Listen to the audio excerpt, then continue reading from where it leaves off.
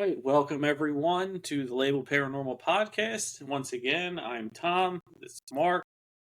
How you doing? There you go.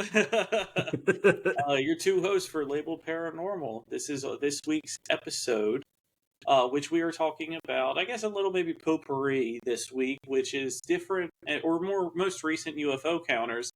We're going to give you a few stories and talk it out and see what we can come up with. Solve the problems of the world. How's that sound? Right. We'll get it Always done. sounds good. Yeah, absolutely.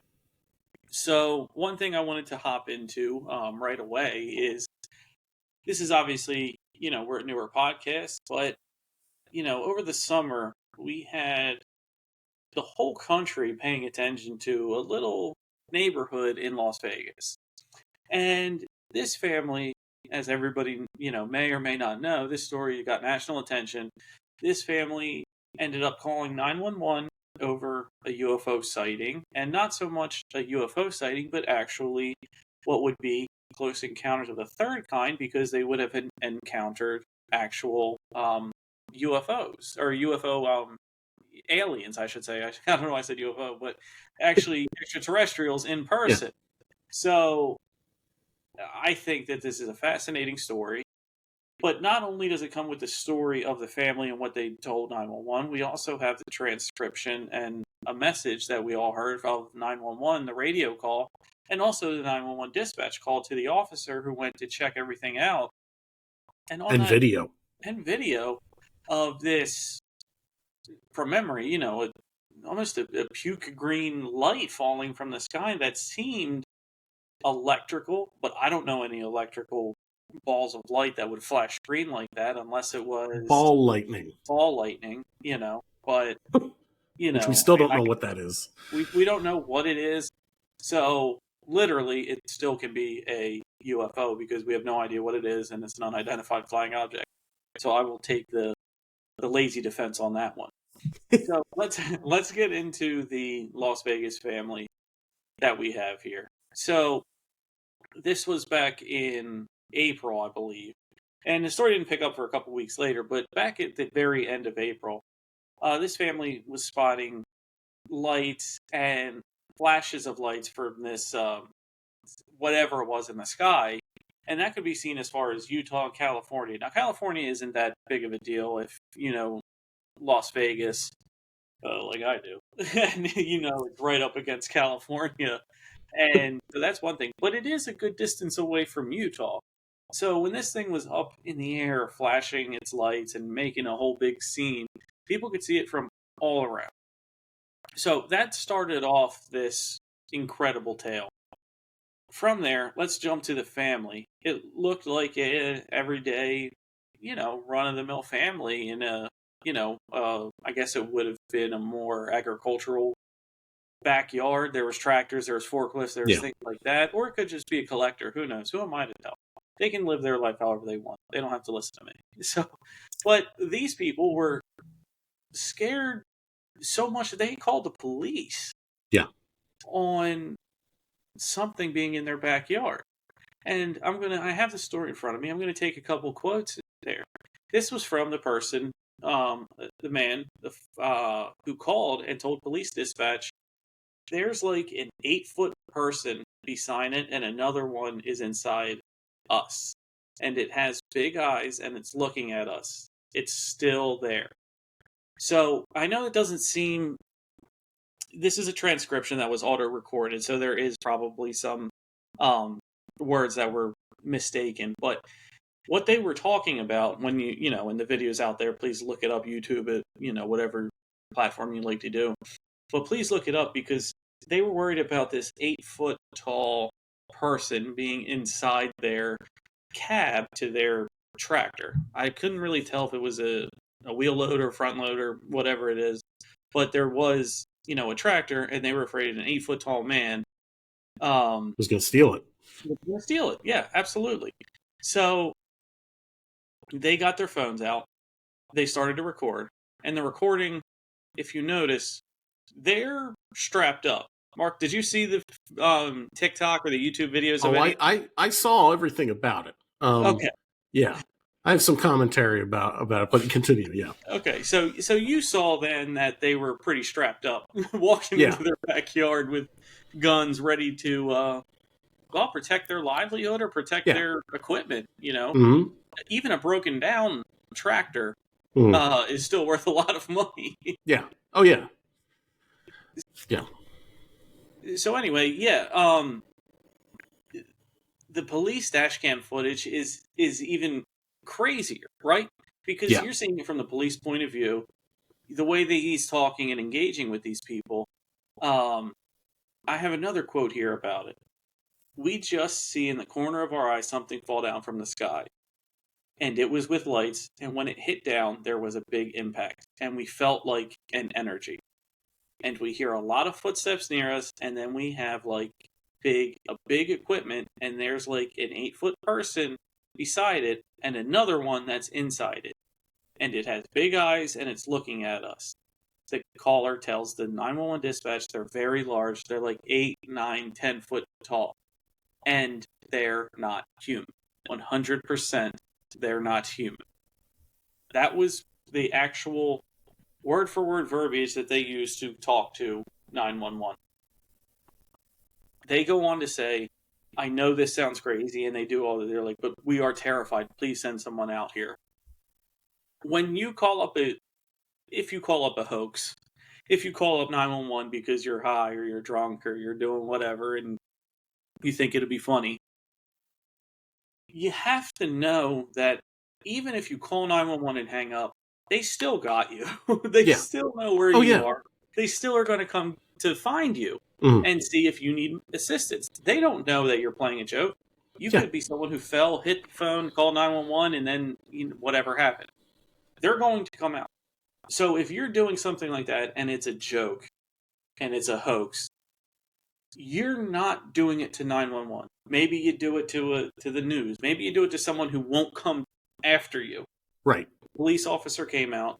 He had all of the family out there. I don't want to say shaking because they weren't shaking, but you could tell they were shook up. They really don't know what they saw. Yeah. On top of that, add in that this mysterious green ball at around this time was seen from the dash cam. So not the body cam, the dash cam on the car. So I'm getting the cell phone angle from the backyard. I'm getting the police dash cam, and I'm getting the police body cam, and I'm getting the dash cam. You are getting evidence on 3 different pieces of equipment, and them too scared. If you see the TikTok video, they don't want to walk in that backyard. Yeah. We necessarily can't see anything. There's been image enhancement and things like that, but they walk. From what I gathered, and the last time I saw it, they took 2 steps in there with guns, right, with weapons, weapons in hand, not holster, weapons in hand, and turned around and left.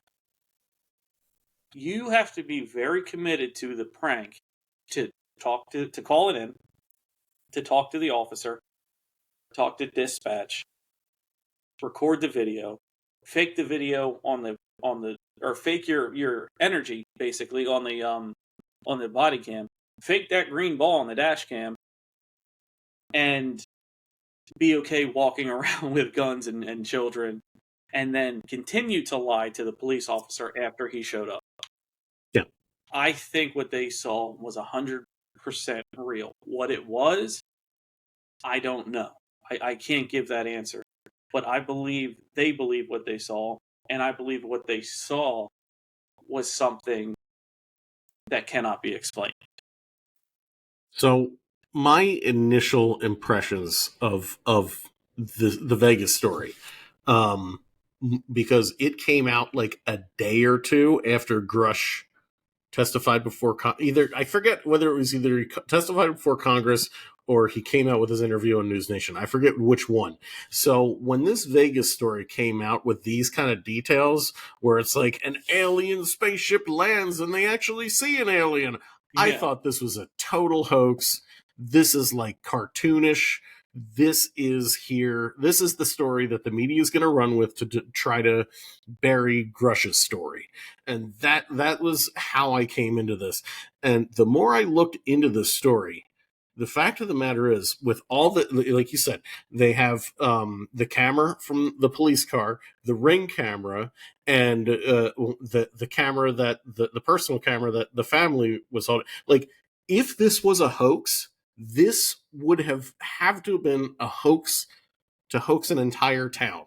Like, that would have had to have been their intention, Yeah. because because from what I remember, when the family called in to dispatch initially were kind of a little jokey about it. Not jokey, but like, they didn't take it seriously. I mean, obviously they're going to take in whatever you say, but once they put the phone down with you, they're probably going to make a couple jokes to their friends, like, these Yeah. guys saw aliens. Well, when that happened, a police officer piped up on his radio and was like, well, actually, I just saw this crazy light flash across the sky in that direction.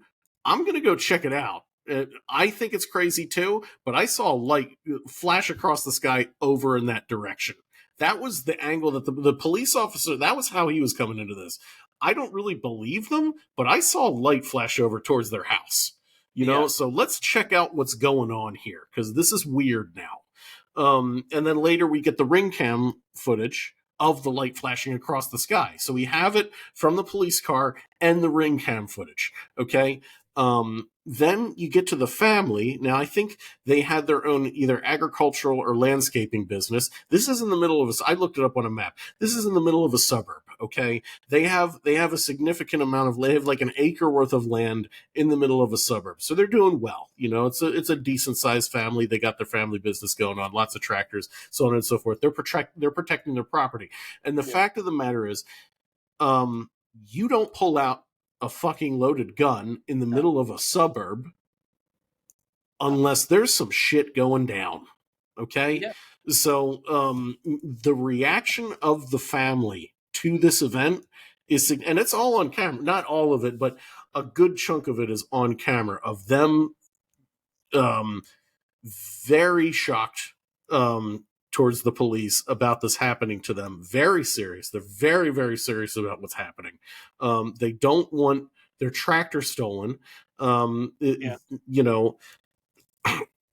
and so they go into the backyard, and now this is kind of alleged, but you can sort of see it.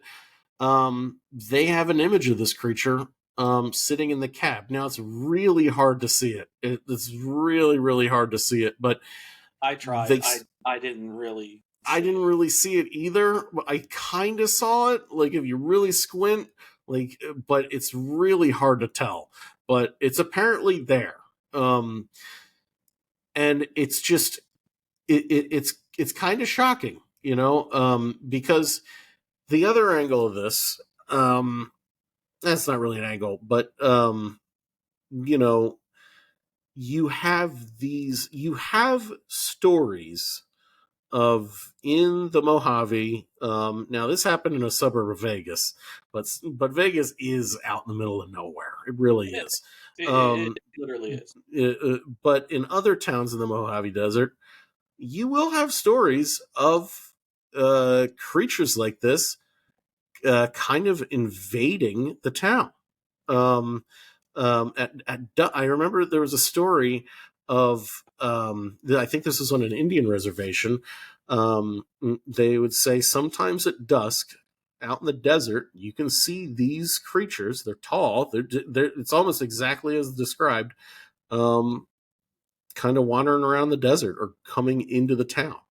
And as unbelievable as that is, um, these sort of stories of these creatures are familiar to that area, you know? I completely agree. I wonder if I saw the same thing that you did years ago, because I remember, a reservation, and it was on a reservation, they have their own version of police, right? Right. And so their version of police, and I believe if you saw what I saw, was it almost like a dirt road, and they were looking past it, and there was like some foothills in the background, and they were like, yeah, right around the foothills where it meets with the terrain, you'll see them walking around and all this kind of stuff. Yeah, like And right on the edge, like not in the town, but like in the distance from the town in the desert. you know? Yes, but like if you're in the town, you just look out and Yeah, they're out there. and they're You don't out have to there. go out of the town. You can Yeah, stand in the town and yeah, look and and see they're all. out Yeah, there. so I Yeah, think I saw something similar, or maybe the same even program. But yeah. yes, um, if you the Native American lore in the Southwest trumps just about every other area Oh combined. man, yeah, And you have skinwalkers, you have Wendigos, even into Bigfoot, which they believe is more mythological than cryptid, right. and that's another time and place for that one. But they genuinely believe that this area, if you took out Vegas, it would just be the desert in between Mhm. Colorado and Yeah, California. If you've flown into it, you see nothing, nothing, nothing this way, it's nothing all around. And if you look yeah. straight down, there's just a city. That's Yeah, it. it's That's it's it. wild. I just want to say, I remember driving to Vegas from California, and we're just 3 hours driving through sheer desert. And then once you get over like a certain hill, then you see the silver city of Vegas in the distance, just sitting in the middle of the desert, like a science fiction movie or something. Like it's just a city in the middle of the desert. There's nothing else around it. It's pretty Yeah, wild, you know? it is. It's their oasis. Yeah, It does exactly what it was meant to do. yeah, yeah, um, but getting back to this, I do a lot of eye test stuff when I see stories like this. I like to see how they react and then ask myself, would I react in that same way? Obviously, it's very hard to predict because it didn't happen to you. You're looking at somebody else's reaction. But to me, it seemed very genuine and a little bit of how I would be if I was just like, oh man, what, you know what I mean? Because yeah. if you don't have an interest in this, which they may or may not, but if they are just living their life and they believe in agriculture, hard work, things like that, let's just pick up on the nuances and the environment that they have. It's their livelihood, all of that. They saw a threat. They didn't see a Hmm. UFO. What I'm saying is they're not out looking for No, UFOs. They're not looking for aliens. They're not yeah, looking to run into an alien. yeah. They were protecting their livelihood. They were Hmm. protecting what makes them money. They're protecting what puts food on the table. Yeah, They didn't see an alien. They saw something that was an intruder. and they reacted to it. And they reacted to it. That's evidenced by the guns in hand, the things like that. So you have to put this timeline into focus here. They went out there first and then called the police. They went out there and saw whatever this was and then said, no, no, call the Yeah, police. yeah, If you are protecting your livelihood, you're doing everything to do that. What they saw scared, intimidated, whatever words you want to use, them enough to take it out of their own hands and put it in the police's hands. it struck fear in them enough to call the police. And the fact of the matter is, there is such thing as wasting police resources. Oh, yeah, You, no, yeah, you for real. you don't just do that for a prank. You don't call the police for a hoax. Like No, that's I don't. I mean, you'd have to be. I mean, maybe Logan Paul would, some dumbass good money. YouTuber Yeah, would, yeah, who isn't aware that you'd be wasting police resources and you could be charged for a crime for that. You're just not going to hoax it. A hoax isn't. You're not going to do that for a hoax. no. You know. You have the good natured, oh, I don't want to waste the police resources. And then you have a subset that's like, well, so I don't want to get in trouble. And then Yeah. other people are like, why bother? I don't care enough to Yeah. do that. So I think we can effectively move it out of a hoax area, despite the police being there, not seeing anything, or this thing being hidden in plain sight, whichever way you want to go. Yeah. They came in contact with it. They saw it. They drew it. Now the picture looks like if I drew it with my opposite hand. You know what I mean? They're not artists. I Yeah. get that. So when you take the drawing, that actually hurts the credibility because it looks at like exactly what you think somebody drawing a UFO would do. It looks Yeah. like a 13-year-old drew a UFO. Yeah. So I think that part actually hurts the credibility. You know what I mean? I Yeah. understand you want to draw it, but you are drawing the big head and the big eyes and the skinny body and the longer than normal limbs, right? Yeah. That's what you're doing. So to this family, And let me get into a little bit of after this happened. They had to get a lawyer. People were hopping their fence. Whoa. People were hopping their I didn't know fence and that. trespassing on their property. They had to hire a lawyer. One of the stories I read had the lawyer's name in it, so it's actually, Yeah. not just saying that. They installed cameras around their property, and I don't mean like, a webcam that we have or your Nest cam. They have that full like casino Okay, 360 yeah. spin, like Yeah. all of that kind of stuff. They have that one up there. Yeah. I'm sure it's powered with night vision, or if not, then they just have spotlights in all four corners showing in their yard that way. But this has scared them, and this changed their life forever. Yeah. They never wanted this. One of the other articles I was reading, the research for this, to get all the facts straight and stuff, was that they said all we did was call the police, and now people are coming by, hopping their fence, trespassing, and they had to let everybody know, if you come on our property, we're trespassing. Yeah. We're suing you for trespassing. So Yeah. that's how they had to handle that. Yeah. I mean, if they wanted to do some kind of hoax for attention, this is not how they would proceed. This is clearly a family that does not want attention. They don't want people on their property. They want to live their lives. They don't want to draw attention to themselves. Yeah, and you know,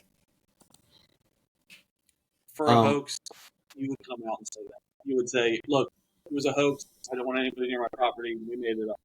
Right? yeah, exactly. If you didn't want anybody on your property, that's exactly what you would say. It's a hoax. Get out of here. Yeah, We faked it. exactly. So, in a nutshell, that was Las Vegas. And Um, so, Mark, go ahead. well, I think this would be a great segue to what's happening in Peru I because do too. yeah, I think these are kind of the same entities. Now, they may not be, there's arguments against that, but it almost feels like this is related. This is almost directly related. So I'm just going to share my screen with this because this is pretty serious stuff here now. And we have a bit of confirmation. Woman left in unresponsive state after a terrifying encounter with face-peeling aliens. Okay? Locals from a rural town in Love Peru that claim, title. Before you yeah, start, love that that's title. just wild to think about. Like it's this is like a tabloid title. Locals Yeah, from a rural town in Peru claim that they've been subjected to relentless assaults from mysterious beings from another planet in recent months and are so scared a task force has been called in to investigate.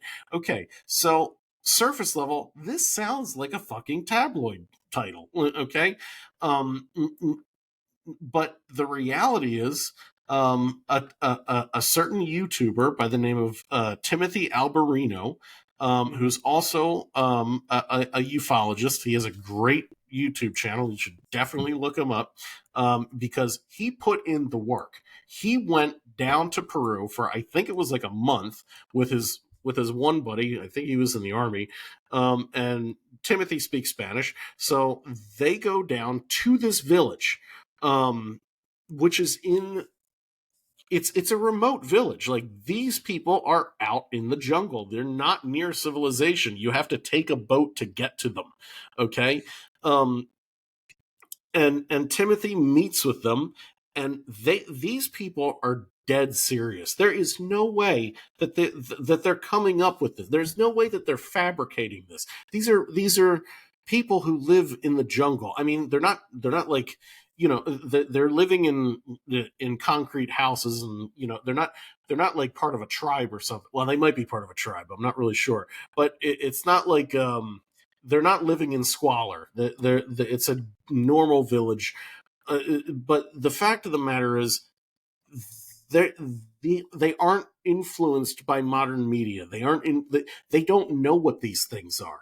It's not like the UFO and alien lore is apparent to them. They don't know what that is.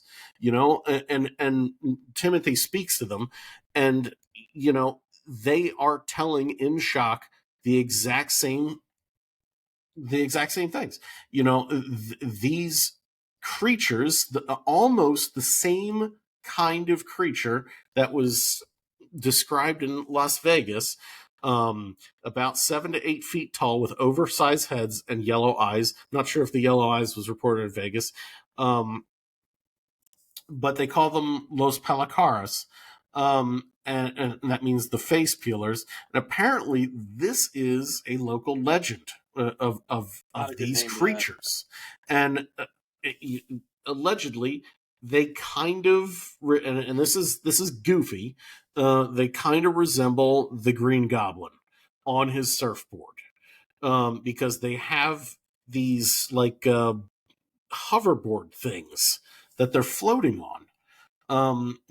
And there's one young girl that Timothy interviews, and when he was down there, she was still recovering, but as she was collecting berries for her village or something like that out in the jungle,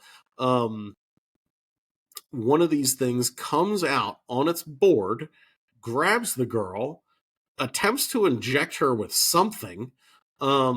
She's fighting this thing, and it starts to try to cut her skin, on her face. Now, somehow she was able to escape, or what? Maybe somebody came along and saw what was happening. This creature dropped her, and and they took her in to try to give her medical attention. And Timothy filmed, this is where she was cut on her face, and there's like a cut on her neck down by her chin. Like this is not a game. These people are not fucking around. These people are terrified of this happening, and they're saying that it's happening almost every night. Timothy went down there with his army buddy and taught them basic patrol techniques to patrol the village to defend against these things. And this is one image. This is a kind of hard image to see, but I think you have maybe a cleaned up or edited version of the image. So let me find that one. So I took all the exposure off and just played around with.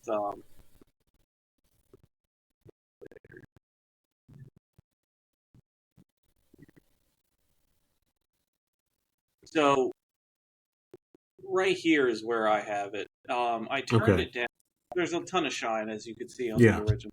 There's a ton of shine. What I wanted to see, because a lot of times when you turn this down, you can make out more detail. Actually, Yeah. you can see more of a head shape. You can see lighter areas, darker areas. But also, what you don't see in the bright one is you can make out two individual legs, slender body, Oh yeah. and then I don't know if it's just caught up in the background glare, but you definitely see shoulders Yeah. and very thin. If you were, to describe to the people who are audio only, it almost looks like in the bicep area, it's like pinched, and then it goes to a Mm-hmm. regular, normal sized um, elbow area, forearm, and things like that. Mm-hmm. Uh, One thing that I will say is, it, now correct me if I'm wrong. You can have your own opinion, but do you remember the reports that they would have of aliens appearing as insects but walking?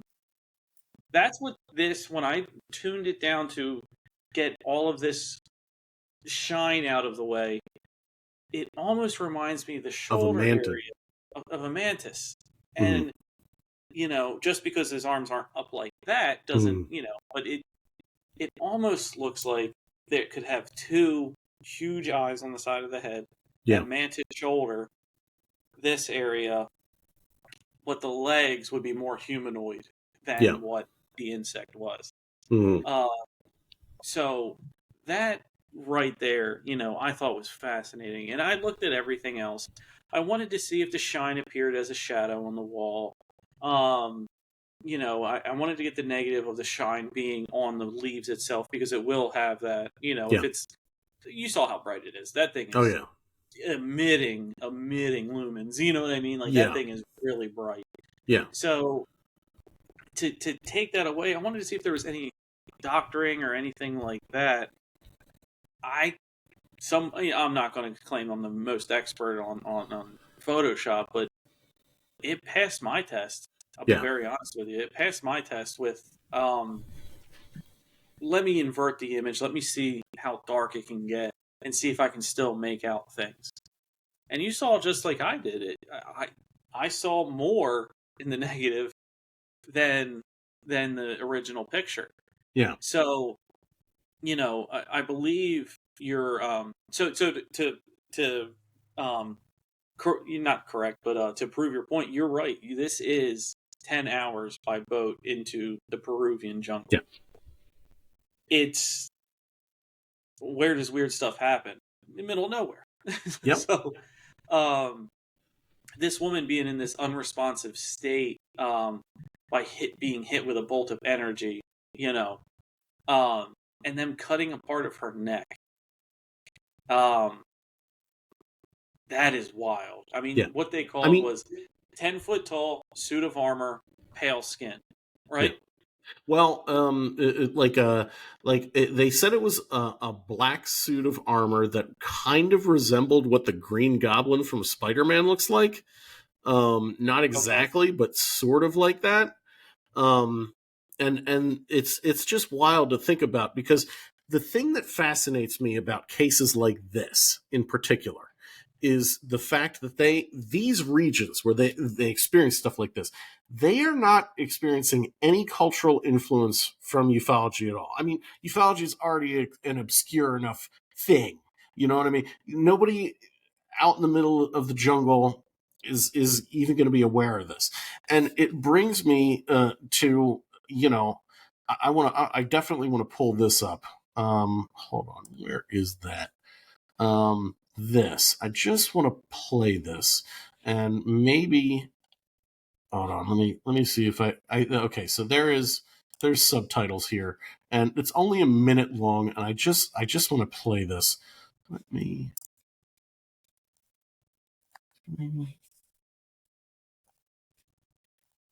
Okay. This just happened like maybe a month ago. This is on some Brazilian podcast. He had on native Brazilians from a tribe in the Amazon. And this guy living in modern society asks these guys who live in the jungle, are there aliens? And watch what they have to say. You're not going to get audio, but you can read the. See, they don't know what they're talking about with the word alien, but then they pull out a picture of what an alien looks like, and they immediately identify it as this a mankunawabu, as an ant person who lives underground. Mankunawabu. That's what they call it.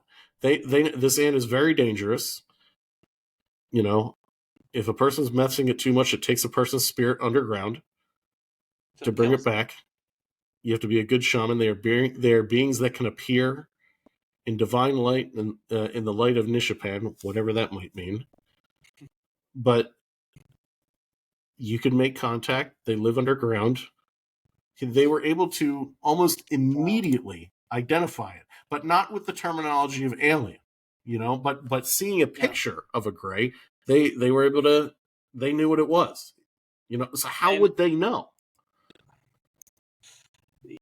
We all know this, or we're all going to start to know from a different, all right, we're all going to know from a different start point of when we got introduced to UFOs, aliens, and things like that. For them, the concept of it being underground, and that they can make contact with them, I would love to have had a follow-up of where do they come up from underground at? You talking caves? You talking just it appears? Well, then it doesn't really tell you if it's underground or not, right? If it just appears. It can tell you it's underground, but, We've had these from. I mean, the fact of the matter is, if you look at Native American lore and the native peoples of the Americas are, they go from Canada down to South America. Oh yeah. Most of these peoples have these stories of ant people. of beings that live underground. The most famous, well, maybe not the most famous, but at least in ufology, is the Dulce base. The Native American tribes around Dulce base talking about these ant people that live underground. Well, what do you think about that kind of stuff? So I think that's all fascinating.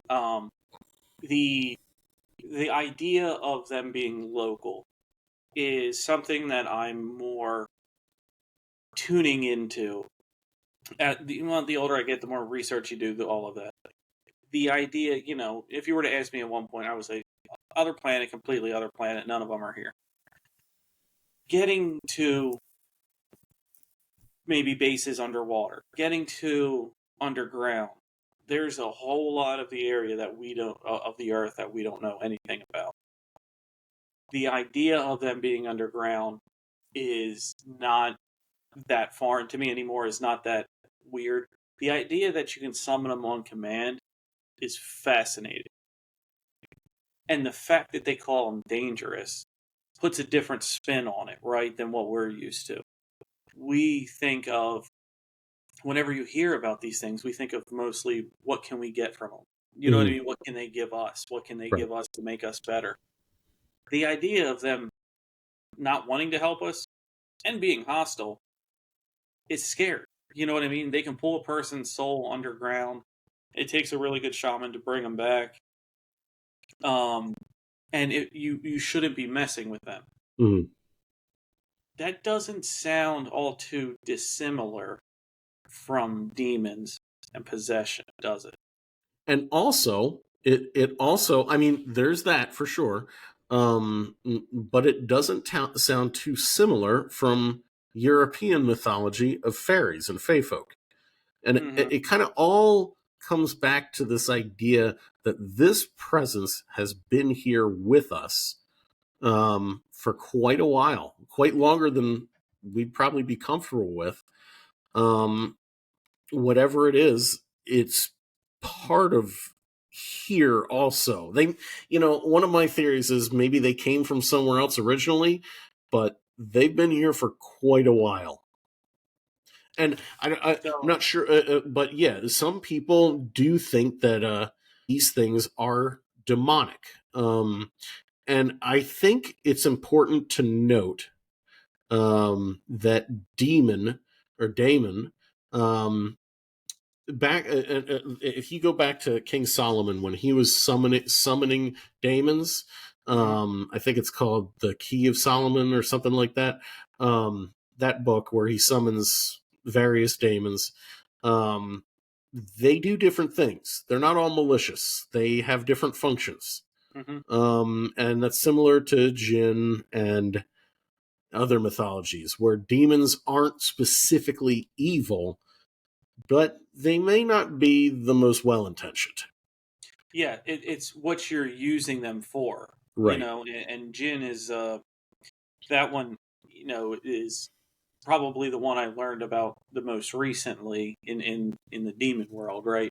Where they are, well, to not put it too lightly, they're like the frat boys of that. They're just here to fuck shit up, and we're gonna go crazy. Yeah, that is true. And we're not going to listen to exorcists. We don't care about Allah, And I say Allah because it is in the Muslim or world, right. That's what they call them. But jinn actually go back to Persia, I believe. So Islam incorporated jinn into their religion. And this gets more into your wheelhouse, so please, I'm not trying to tell you, but I'm sure you know more than I do about. Oh no, continue. I just want to interject that, but continue. Yeah. But yeah, so when you what it is if the Islamic faith goes hard, you have to assume that their demons go hard. Oh yeah. And I've had stories of jinn, haunting people for just coming by a haunted house. I mean, like, you have your typical knock on the wall, but these things can manifest, and it's almost like they're purposely trying to get to you. You know what I mean? It makes almost like paranormal things seem calm. You know what I mean? Oh, it broke a glass. Oh, it did that. That's cute. This one tried to throw a knife. Right. Exactly. Yeah. That sort of thing. But back to, this topic and what we're going on here, we have, you know, spirits or energies of the earth. We always knew it as, or I mean, the folklore always knew it as underground. You know what I Mm. mean? Our interpretation is heavens and things like that. They had it, where they worship to the planet. This planet's Mhm. giving us everything, worship to it. Of it coming from the ground, of it having ill intentions, and you shouldn't mess with it too much. But as human nature, we tend to go after that because that way can get us the material things. Mhm. We're, inherently we want to be better off than our neighbor. You know what I mean? However means you determine that. So the ant people, the underground, the dwellers and fairy folk and things like that, it's all connected in the realm of folklore. You know what I mean? It's just some are different over here and some are different over here. Right. Not too not too different from we don't have any giraffes other than zoos in America, but you have them Mm. in Africa. You know what I mean? Who's to Yeah. say this interdimensional or folklore isn't the same way? You know what I mean? Yeah. That's painted with a broad brush on a dimension you don't even know about. And, that actually goes into one of my favorite subjects, which the Lore Lodge covers extensively, of different beings like the Wendigo and the Skinwalkers and the Rake Mhm. are actually creatures that live in caves in the Americas, in North America, and they're different in different regions. They're slightly different. But they live in caves and they come out and hunt at night. See, one of my favorite science fiction books is an old one. It's Journey to the Center of the Earth, and I really like the idea that there could potentially be large pockets underground, large caverns, where there could be biosystems, ecological systems where these creatures could thrive. And maybe this is where the ant people come from. Maybe our extraterrestrial friends are actually more terrestrial than we'd think, and they come from these caves. But that can all be for a separate episode, for some other episode. Yeah. Absolutely. I love where we get to these points and we kind of throw where we're going to go next out in there. It's amazing. But it looks like we've reached our time again. I want to thank everybody for listening and anybody watching on YouTube or Facebook. Hello. And please like and subscribe and comment. We'd love to hear your stories. We put our Gmails or put our Gmail labeled paranormal@gmail.com in the comment or in the description. Please, if you have a story, email us. We'd love to get back to you, talk to you, and possibly have your story on here with us where we can digest it, because that's what we love to do on here, right? We were digesting That's and, absolutely. and talking out some weird shit. And that's Yeah. what we love to do. And that's why we Hashing it put the out. podcast on for everybody. So, again, thank you for tuning in. We appreciate everybody. Stay tuned for our episode next week and have a great week, everybody. See you later, guys.